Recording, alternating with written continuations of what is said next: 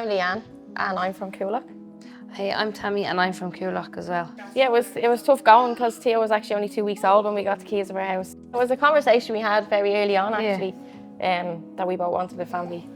Yeah, we both kind of knew what we wanted. Like we wanted to obviously settle down, get a house, have a baby and stuff. So we started our journey in 2019 is when we went for the first proper initial consultation. Like being too young and healthy, we thought it'd be plain sailing and a walk in the park. That was quickly discovered that it was never going to be as easy as we thought. When we had our first consultation, we wanted to do IUI, and then when I went for the SIS test, we realised that it was never going to be possible because I actually have a blocked tube. So that's when we decided to go down the route of IVF.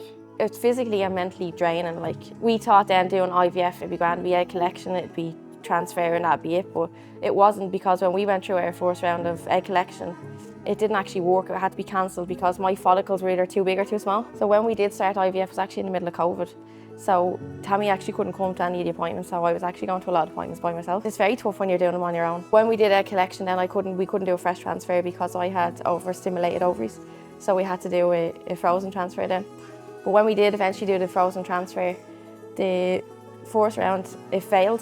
To come in, obviously, to be told it has failed, it's hard when you're on your own, because Tammy wasn't with me and I had a mask on and it was...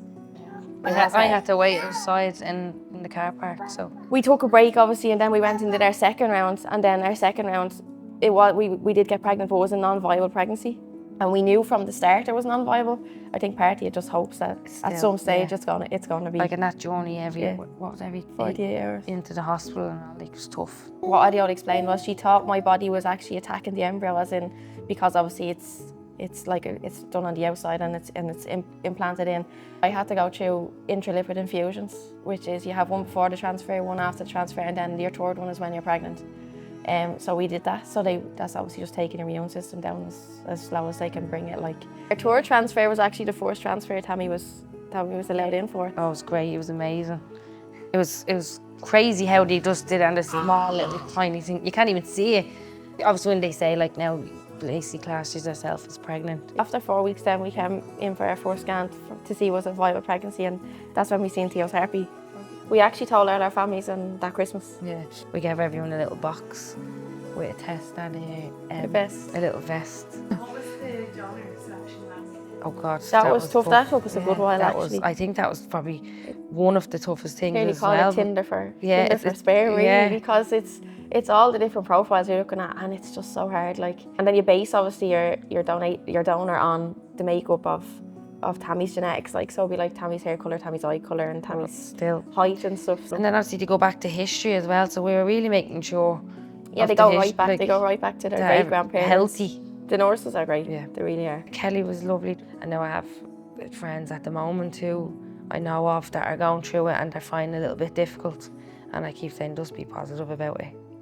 Like, I know it's the setbacks, as we said, and it's mentally, emotionally draining, but you'll get there in the end. If it's something you really want to do, you will keep positive when going through it. You definitely will, like, because it's worth it.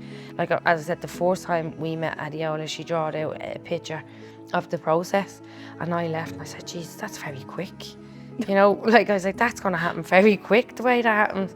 But then it didn't. Everything you dream of, like when you see other people out and about with kids or in the parks, like, and I have a lot of nieces and nephews and I've done lots with them. Now I can, like, I don't have to hand them back to anyone. He's mine, he's here, he's ours. Like, we go to the park and come home, like. You never really think, obviously, when being in a same-sex relationship, like, a lot of people think it's not possible, like, when it is. Because I know people who have kids that are in same-sex, like, I'll never have grandkids. And I was like, why?